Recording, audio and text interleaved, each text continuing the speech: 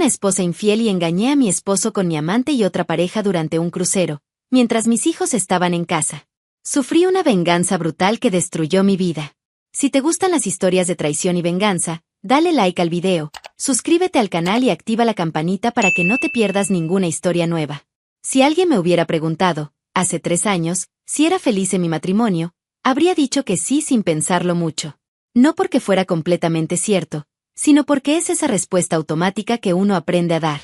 Yo era Camila, maestra de primaria de 34 años, casada con Mateo, analista financiero de 38.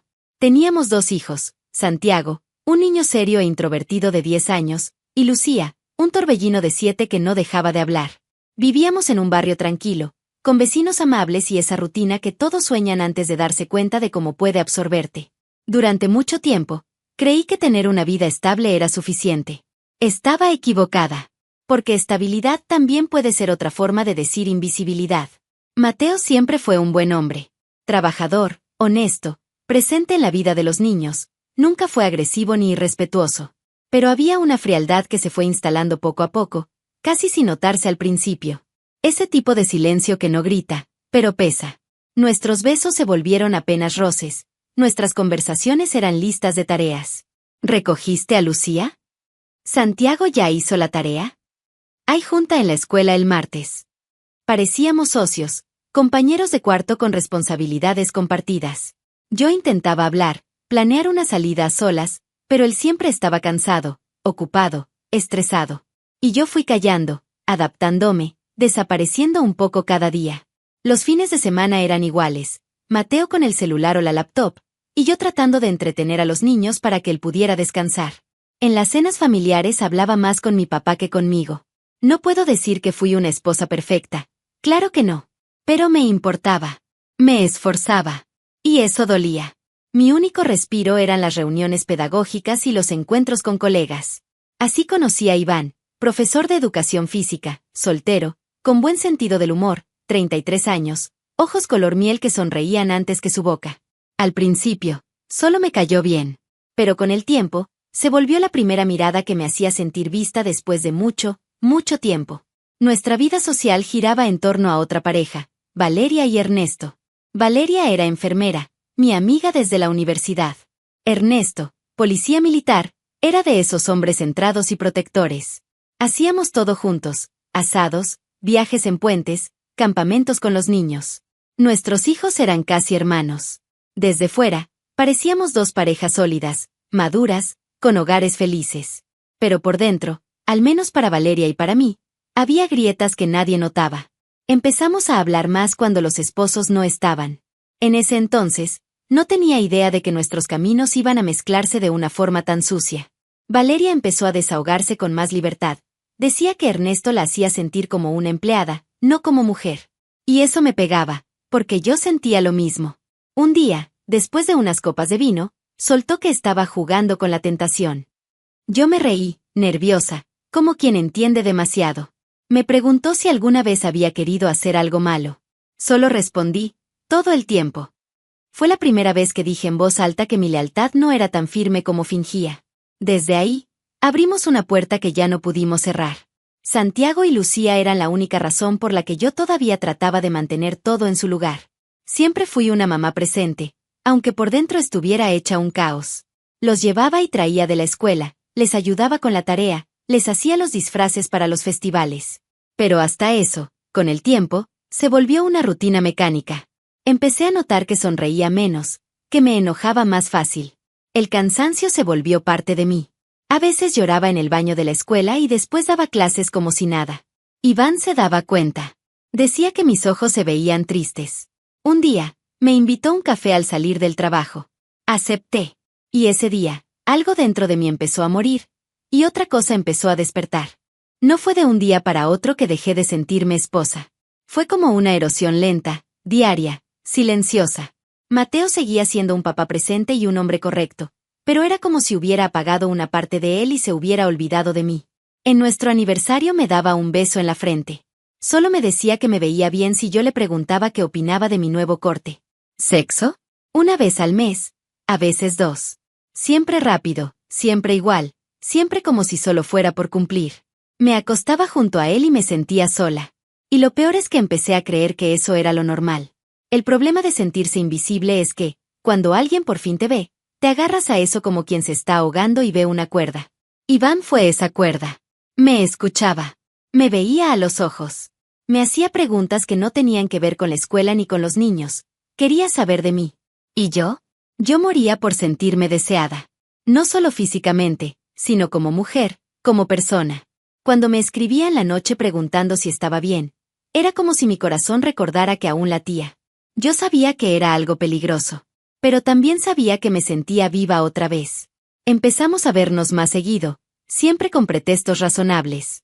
Reuniones de equipo, juntas de planeación, cafés rápidos. Iván nunca me presionó. Dejaba claro que me encontraba linda, interesante, pero respetaba mis tiempos. El problema era que yo ya tenía hambre. Hambre de caricias, de besos, de alguien que me dijera que aún era deseable. Una tarde, me tocó la cintura muy suave mientras se reía de una tontería. Mi cuerpo reaccionó antes que mi mente. No hice drama. Solo sonreí. Pero en ese momento supe que ya había cruzado la línea, aunque solo fuera por dentro. Valeria se volvió mi confidente. Estaba en las mismas. Damián, un enfermero del hospital donde trabajaba, era su Iván. Nuestras pláticas empezaron a volverse más pesadas. Hablábamos de la rabia, del ahogo de vivir una vida que por fuera se veía perfecta. Una noche, ella me dijo, ¿será que estamos esperando un permiso que nunca va a llegar? Y yo le contesté, tal vez solo necesitamos dárnoslo nosotras. Esa fue la clave para todo lo que vino después. Fue cuando me contó su idea del crucero. Un regalo para nosotras mismas. Una excusa para sentirnos libres. La idea era simple y sucia, decirles a nuestros esposos que haríamos un viaje solo nosotras dos, algo simbólico para celebrar nuestra amistad y tomar un respiro de los niños. Nos creyeron sin cuestionar. Mateo hasta me ayudó a escoger ropa. No sé cómo pude mentirle viéndolo a los ojos. Tal vez porque, en mi cabeza, solo estaba recuperando algo que él dejó morir. Los días antes del crucero fueron una mezcla de culpa, emoción y miedo. Iván me mandaba mensajes diciendo lo ansioso que estaba. Yo también lo estaba. Pero fingía nerviosismo por las maletas y el embarque, como cualquier mujer a punto de hacer algo terriblemente mal. Mateo me abrazó en el aeropuerto. Me deseó buen viaje. Me dijo que descansara y que lo disfrutara. Y ahí, en ese abrazo, sin saberlo, me dio el permiso final para traicionarlo. Yo ya sabía que me iba a acostar con otro hombre. Sabía que iba a mentirle a mis hijos. Pero también sabía que iba a ser la primera vez en mucho tiempo que alguien me tocaría con deseo, no por compromiso. La mujer que subió a ese barco ya no era una esposa. Era una mujer hambrienta de atención, de adrenalina, de sentirse viva otra vez. Lo que no sabía era que, del otro lado, alguien ya sospechaba todo. Y que la caída iba a ser mucho más dura de lo que yo imaginaba. La primera noche en el crucero fue como un sueño mojado de libertad. Valeria y yo brindamos con vino blanco antes de zarpar, riendo como adolescentes que se salieron con la suya. Iván y Damián abordaron por separado, cada uno con una mochila discreta y miradas cómplices. Todo era tan ridículamente fácil que hasta daba miedo. El plan era vernos hasta después de la cena, para no levantar sospechas. Yo temblaba, de nervios pero también de deseo. Cuando Iván apareció en nuestro pasillo, con gorra y lentes oscuros, sentí que el corazón se me salía del pecho. Y cuando la puerta del cuarto se cerró detrás de nosotros, el mundo afuera dejó de existir. No fue sexo. Fue una implosión. Fueron meses de silencio, de carencias, de miradas tragadas por fin liberadas. Me besó con hambre, me desvistió con cuidado y con urgencia al mismo tiempo. Cada caricia suya era como una disculpa por todo lo que no recibía en casa. Lloré durante el primer orgasmo, no por arrepentimiento, sino por alivio. Iván me miró a los ojos, me susurró que yo era hermosa, y por primera vez en mucho tiempo, le creí. Esa noche la pasamos juntos como si el resto del mundo fuera solo un recuerdo borroso. Dormí en su pecho sintiéndome completa. Ridículamente completa. Los días siguientes fueron una secuencia de escenas que sonarían absurdas si las contara fuera de este contexto. Besos en balcones escondidos, caricias en los pasillos, risas ahogadas entre las cabinas. Me sentía como una adolescente en luna de miel. Valeria y Damián estaban igual, nos lanzábamos miradas cómplices en el desayuno, fingiendo ser turistas inocentes.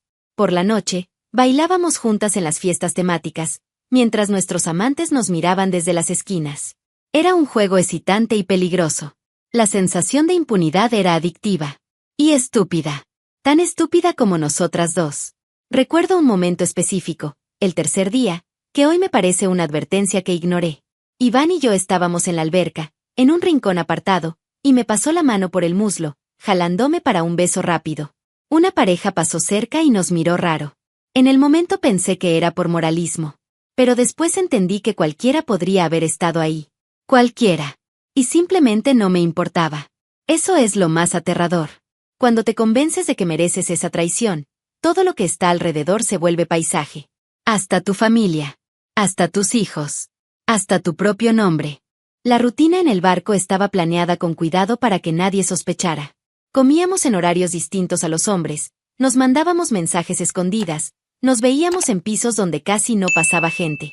Pero por más que intentáramos ser discretas, olvidamos un detalle importante. Los hombres que engañan son tontos, pero los que se vengan, son meticulosos. Yo no tenía ni idea de que Mateo y Ernesto ya sabían.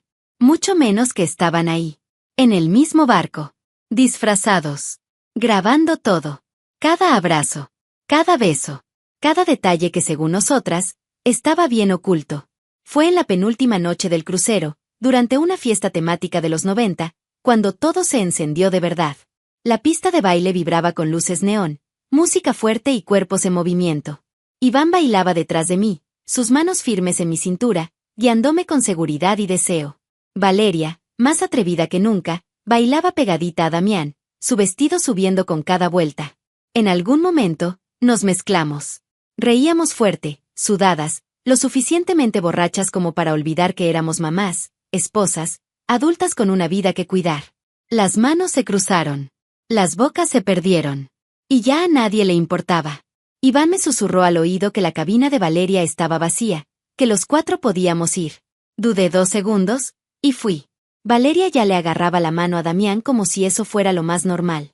Caminamos por los pasillos del barco como adolescentes escapando del prefecto, pero con el peso de saber que eso podía destruirlo todo. Cuando entramos en la cabina, la puerta se cerró detrás de nosotros con un golpe seco, como un pacto sin palabras. Ya no había espacio para dudar. Estábamos ahí, todos conscientes.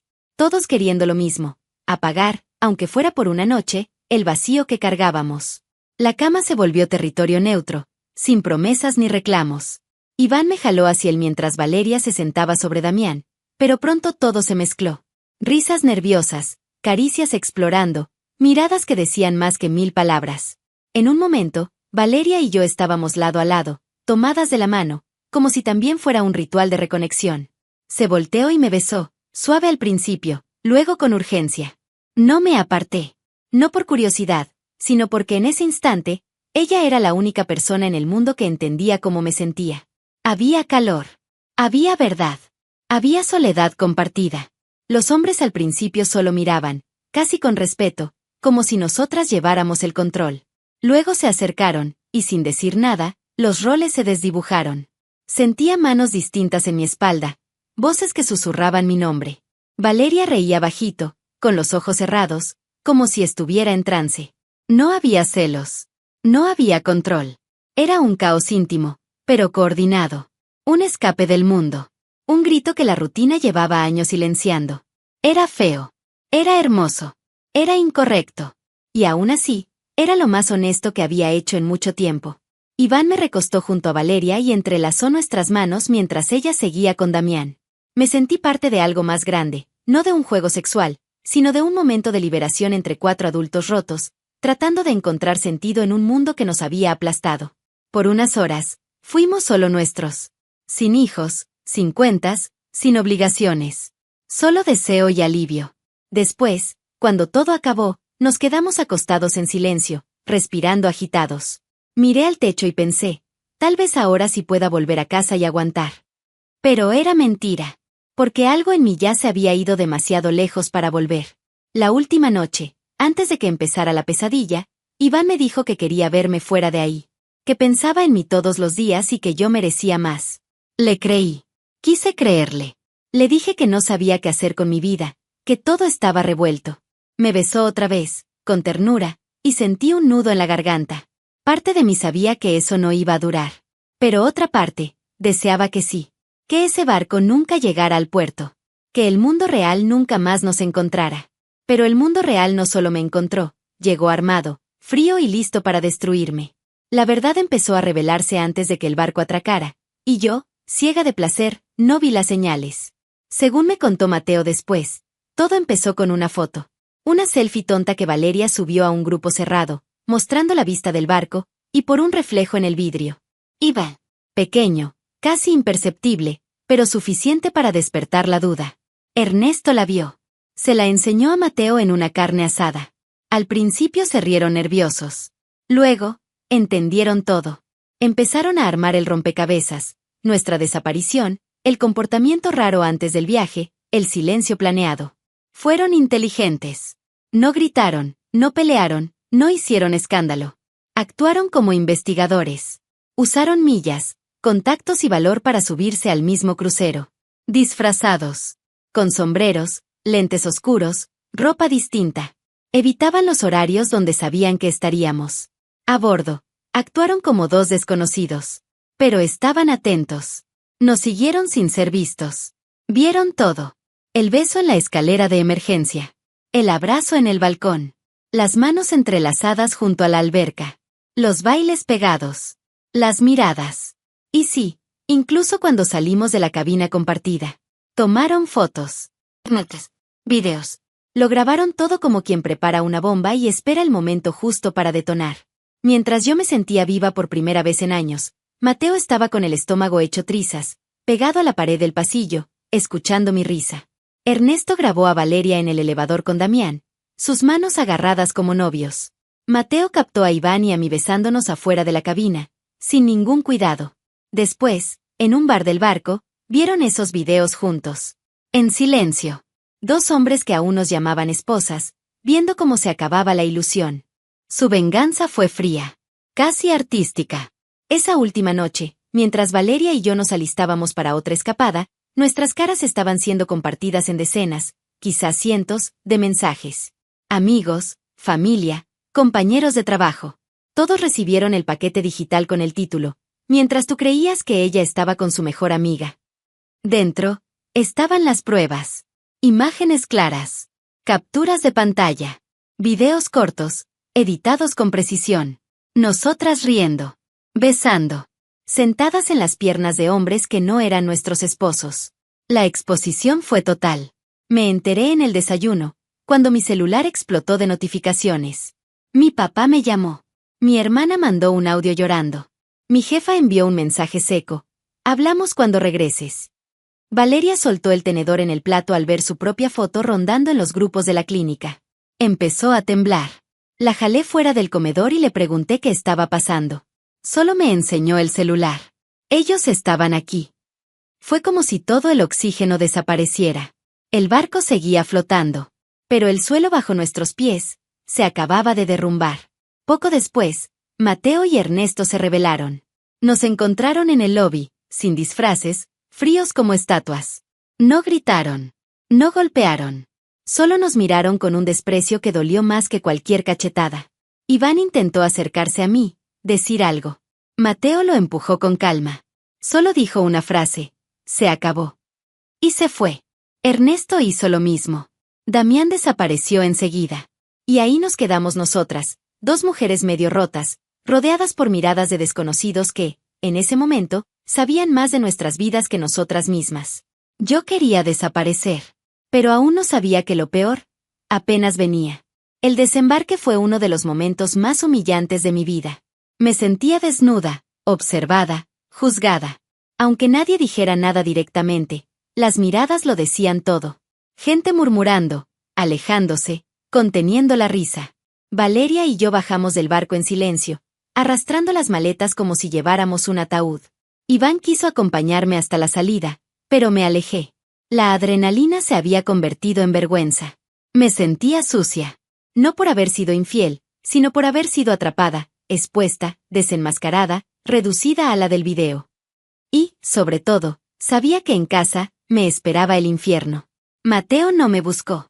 No contestó mis mensajes. Desapareció por completo. Cuando llegué a nuestra casa, el portón estaba cerrado y las luces apagadas. Llamé a mi mamá, sin tener valor para explicarle todo, y le pedí quedarme con Santiago y Lucía. No preguntó nada. Solo dijo ven. Los niños estaban con ella, felices, inocentes, sin saber del desastre que yo había causado. Cuando Lucía corrió a abrazarme, algo dentro de mí se rompió. No merecía ese abrazo. No merecía nada. Solo quería desaparecer. Pero tenía que fingir. Una vez más. Por última vez. Valeria no tuvo la misma suerte. Cuando volvió a su casa, encontró sus cosas en el patio, en bolsas, mojadas por la lluvia. Ernesto no quiso hablar. Había dejado a sus 2 hijas con su hermana y la bloqueó de todos lados. Valeria intentó llamarle, suplicarle. Nada. Pasó días conmigo, sentada en el sillón de casa de mi mamá, llorando en silencio. Parecía un fantasma. Y yo igual. Intentamos pensar cómo revertirlo, cómo limpiar todo, pero ya se había salido de nuestras manos. Las imágenes estaban en internet, en los grupos de la escuela, en las pláticas entre papás. Nuestras caras ahora eran sinónimo de vergüenza. Mateo pidió la custodia de los niños una semana después. La notificación llegó justo cuando intentaba fingir normalidad, llevando a Santiago al fútbol. Me miró confundido al verme llorar por nada. Y me sentí todavía más pequeña. El proceso fue rápido. Argumentaron abandono emocional, exposición pública, riesgo psicológico. Y no había cómo defenderme.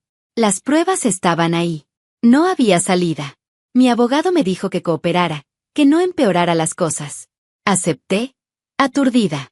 Aún creía que todo se calmaría, que Mateo se enfriaría. No pasó. Y él no se enfrió. La audiencia fue seca. Mateo ni me miró. Se sentó junto a su abogado, de traje y corbata, como un hombre herido que eligió mantener la dignidad. Yo quise hablar, pero no me salió la voz. Solo confirmé que aceptaba la custodia provisional. Santiago me miraba desde la mesa, agarrado de la mano de su papá. Lucía, a mi lado, me preguntaba si después íbamos por un helado. Mi mundo se caía, y ella quería helado. Eso rompió lo poco que quedaba de mi corazón. Salí del juzgado como una criminal. No por haber sido infiel, sino por haberlo perdido todo. Los días siguientes fueron un borrón. Valeria se mudó con una prima lejana. Damián desapareció. Iván me mandaba mensajes que no leía. Mateo bloqueó todos mis accesos, redes sociales, correo, hasta las fotos en la nube. Era como si nunca hubiera existido. Santiago dejó de responder mis audios. Lucía solo mandaba emojis. Mi nombre era veneno en mi propia casa. Y yo, no tenía fuerzas para pelear.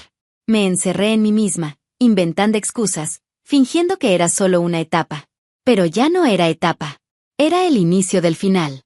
Después de 3 meses casi en silencio total, Mateo me mandó un mensaje.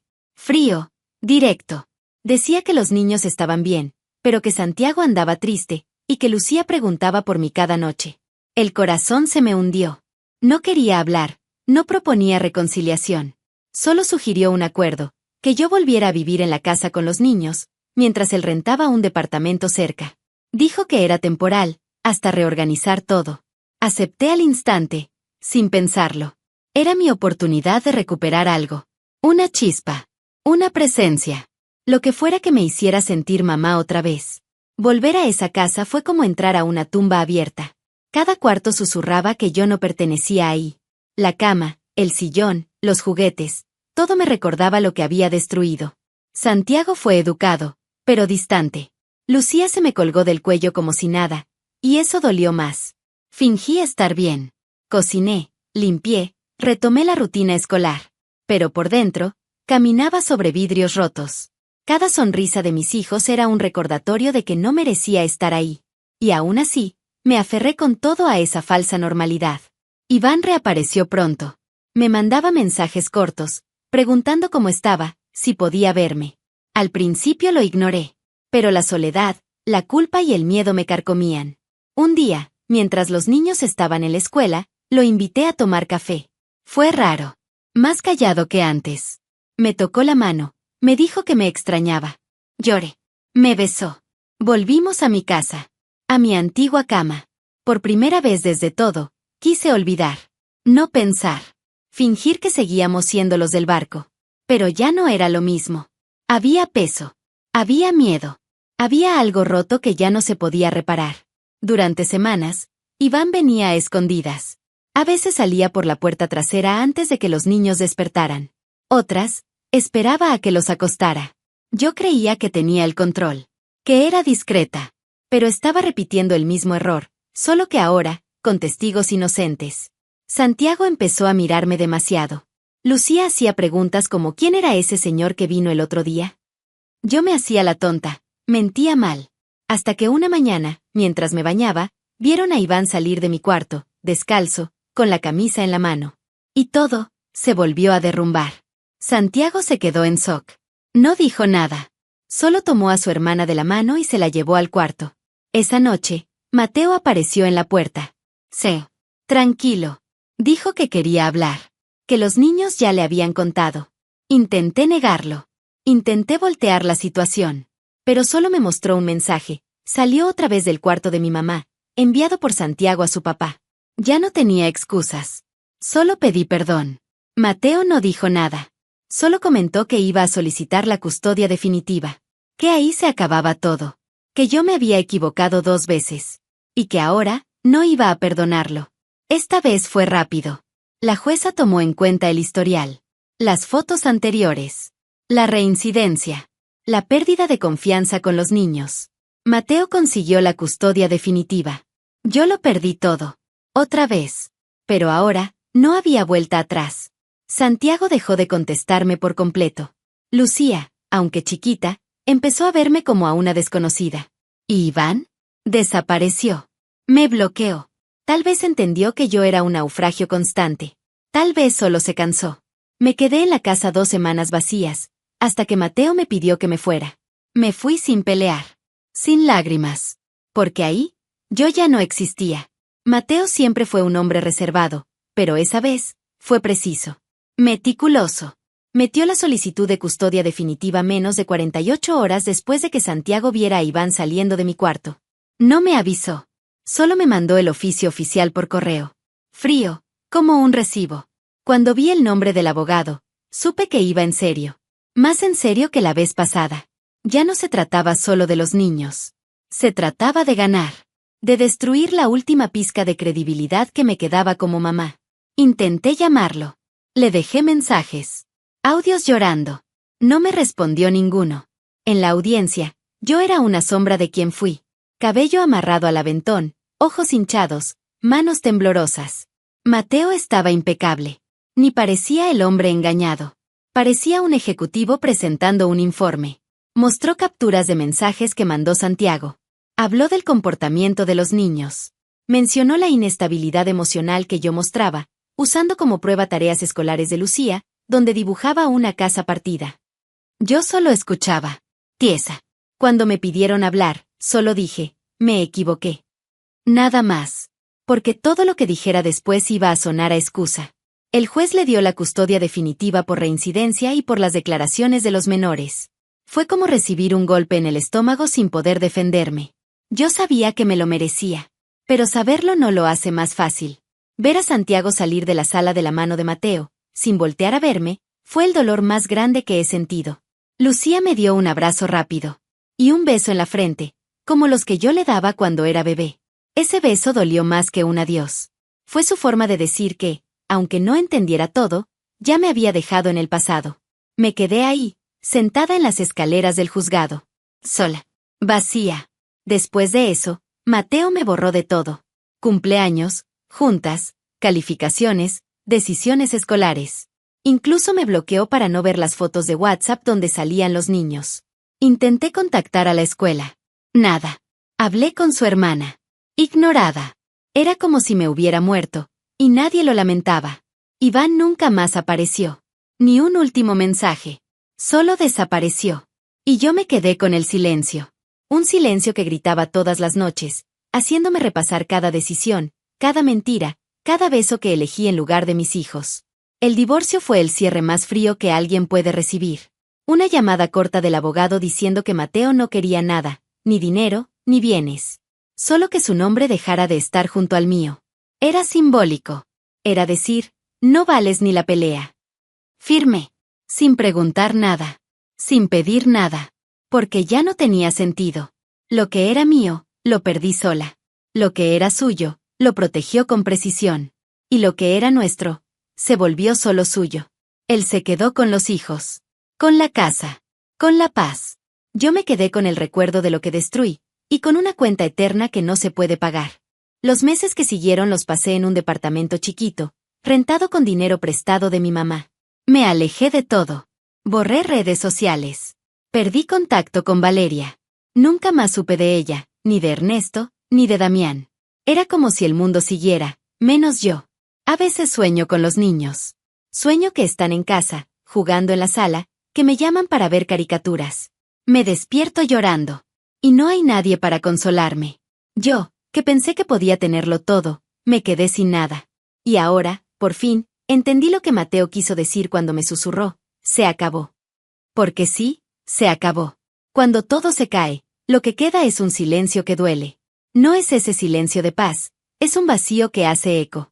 Despertar sola todos los días, sin los pasos de Lucía corriendo por la casa, sin la voz de Santiago pidiendo jugo o quejándose del despertador, es vivir un duelo que nadie reconoce. Perdí el derecho de ser madre. No solo legalmente, también emocionalmente. Ellos ya no querían saber de mí, y aunque dolía, lo entendía. Les fallé más de una vez. La confianza, cuando se rompe así, no vuelve. Solo queda el arrepentimiento. Empecé terapia. Tal vez demasiado tarde. La psicóloga me escuchaba con calma, tomaba notas. Yo lloraba en casi todas las sesiones, repitiendo las mismas frases en bucle: no sé cómo llegué aquí. No sé quién soy. Poco a poco entendí que una parte de mí ya estaba rota antes de la infidelidad. La mujer que traicionó no salió de la nada. Se fue formando en silencio, en el abandono emocional, en la culpa de ser mamá, en la falta de cariño. No lo digo para justificarme. Lo digo para entender. Porque si no entiendo, no sobrevivo. Necesito saber por qué destruí todo lo que decía amar. Y aún con todo, yo seguía queriendo a Iván. Tal vez eso es lo más vergonzoso. Aún sabiendo que no me eligió, que no se quedó, que se fue cuando todo se vino abajo, yo aún deseaba su toque, su olor, su sabor. Lo llamé 1, 2 veces. Y vino. Callado, sin preguntas. Solo vino. Nuestros cuerpos se reconocieron fácil. No era amor, no era futuro, era adicción. Quería perderme en él una vez más. Y otra. Y otra. Tal vez porque, en el fondo, creía que solo él podía hacerme olvidar todo lo que perdí. Nos vimos 3 veces. Siempre en mi nuevo depa. Siempre a escondidas. Y en cada una, después de estar conmigo, Iván se iba más distante. Menos hombre, más recuerdo. La última vez, se puso la camisa en silencio, me miró y dijo: tienes que dejar de esconderte en esto. No le respondí. Solo cerré la puerta. Desde entonces, no volvió. No llamó. No mandó mensaje. Me bloqueó. Como si ya hubiera cumplido su papel. Como si yo fuera solo otra historia que iba a contar, o a olvidar. Me quedé ahí, desnuda, sola, con su sabor todavía en la piel, y el vacío otra vez dentro. Mateo subía fotos esporádicas con los niños. Siempre sonriendo. Siempre en algún lugar nuevo. Era como si fueran más felices sin mí. Tal vez sí lo eran. Tenían estabilidad, rutina, cariño sin confusión. Cosas que yo ya no sabía dar. Me dolía ver a Lucía con el cabello recogido de una forma que no era la mía. Me dolía ver a Santiago sonriendo en fotos que ni sabía que existían. Lo peor era darme cuenta de que no me extrañaban. O, si lo hacían, lo escondían muy bien. Eso me carcomía por dentro. Me hacía desear haberme ido del todo. Desaparecer del mapa. Hoy paso los días pensando en qué hubiera pasado si hubiera pedido ayuda en vez de callarme. Si hubiera llamado a Mateo para hablar. Si hubiera sido honesta antes de ser infiel. Pero la verdad es que el sí no cambia nada. No borra las imágenes. No borra las ausencias.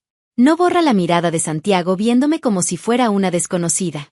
Y no borra el silencio de Lucía cuando escucha mi nombre. Yo destruí todo. Con mis propias manos. Y ahora solo me queda vivir con el sonido de los pedazos rotos. El tiempo no cura. Solo empuja el dolor a un lugar donde puedes respirar con él. Ya pasaron casi 2 años desde todo. Y aún así, hay días en que despierto esperando oír a Lucía llamarme desde la cocina o a Santiago corriendo por el pasillo. Pero no escucho nada. El silencio es mi compañía. Ya me acostumbré a no ver mi nombre en las agendas escolares, a no ser recordada en el Día de las Madres, a no recibir ni una llamada en Navidad. Y sí, duele. Aún duele. A pesar del tiempo, mi cuerpo recuerda sus abrazos. Mi alma también. Mateo reconstruyó su vida. Compró otro carro, remodeló la casa, empezó a salir con una mujer llamada Renata. Lo vi en el perfil de una amiga en común. Joven, guapa, se ve amable. Lucía sale en las fotos sonriendo junto a ella. Santiago publica menos, pero cuando lo hace, siempre se ve serio, muy maduro para su edad. Nunca me bloqueó, pero tampoco me respondió jamás. Creo que quiere que vea. Que sepa que están bien sin mí. Y yo lo veo. Todos los días. Como un castigo que yo misma elegí. Y merezco. Porque no me sacaron de su vida. Yo misma me arranqué. Mis intentos de contacto fueron bajando con el tiempo. Primero audios largos, luego cortos. Después, solo emojis. Y al final, silencio. Un silencio respetuoso, tal vez. O resignado. La terapeuta dice que para ellos fue una forma de protegerse. Que a veces amar a alguien significa alejarse. Lo entiendo. Pero duele. Porque amar desde lejos parece no contar. Parece poco.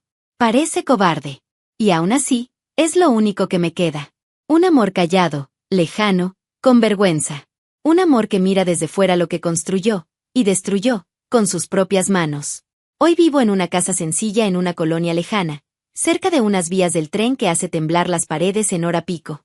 El techo es viejo, la pintura está desgastada, pero es mía.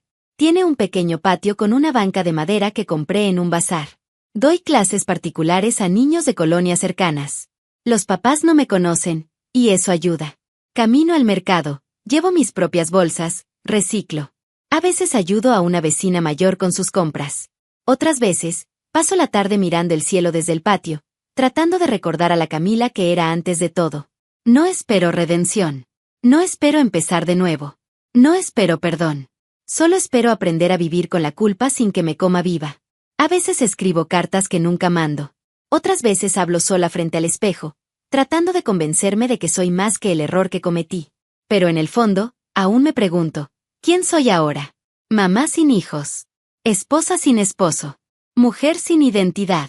¿Qué queda? Queda esto. Esta historia. Esta confesión. Este intento de hacer que alguien, quien sea, entienda que no traicioné solo a un hombre. Me traicioné a mí misma. Y si pudiera hablar con esa Camila de antes, solo le diría una cosa. Pide ayuda. No huyas. No engañes. Aún estás a tiempo. Porque si hay un dolor más grande que perderlo todo, es saber que tú misma apretaste el gatillo. Déjanos en los comentarios tu opinión. Dale like al video y suscríbete al canal para recibir notificaciones de nuevas historias. También nos ayudas a llegar a más personas y construir una comunidad.